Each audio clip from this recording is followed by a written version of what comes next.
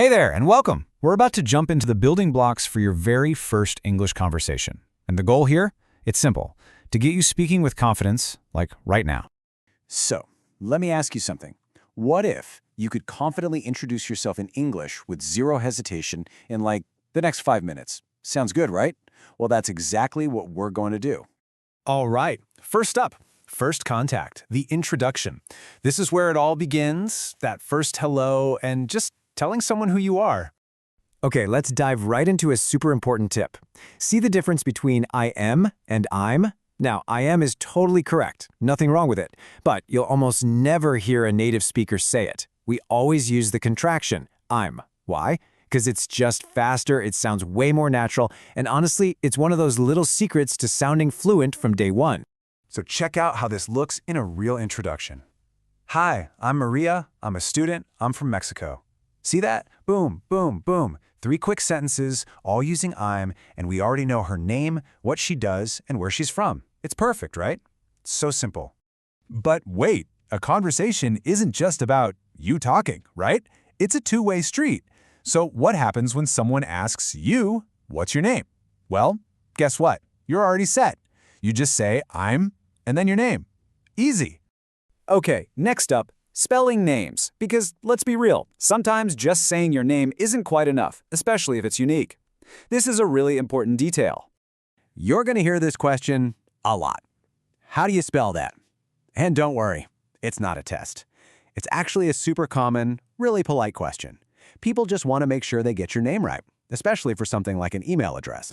And the process is so simple. All you have to do is listen for the question, take a breath, and then say each letter of your name nice and clear.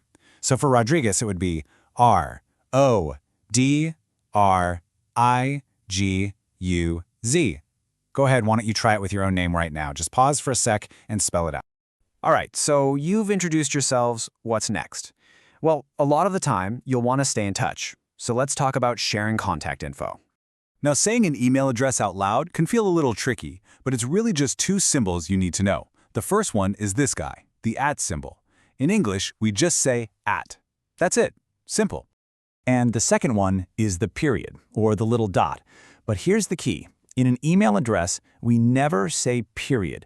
We always say dot. So just lock this in your brain, @ and dot. You've got this.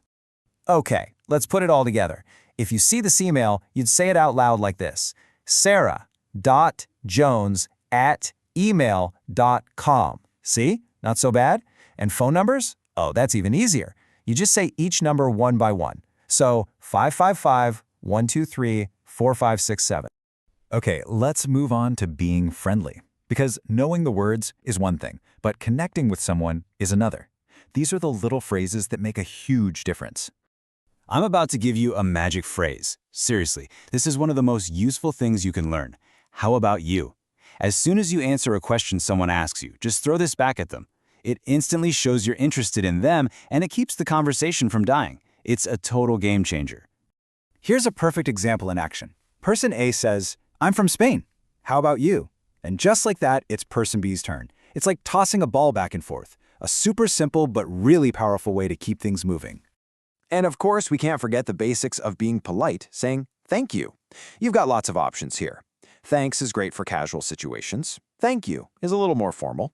And if you really want to show you're grateful, you can go with thanks a lot or thank you so much. They all work, and they just add this nice, warm feeling to the whole chat. All right, time to put all these pieces together. Let's run through a quick practice dialogue. Just listen and see how everything we've talked about fits in. Okay, so here's Emma. She starts things off nice and easy. A friendly hello, uses I'm to say her name, and then asks the question. And here comes Carlos. He gives his name and throws in that great little phrase, nice to meet you. Emma keeps it going, saying, nice to meet you too, and then, she asks that question we just practiced.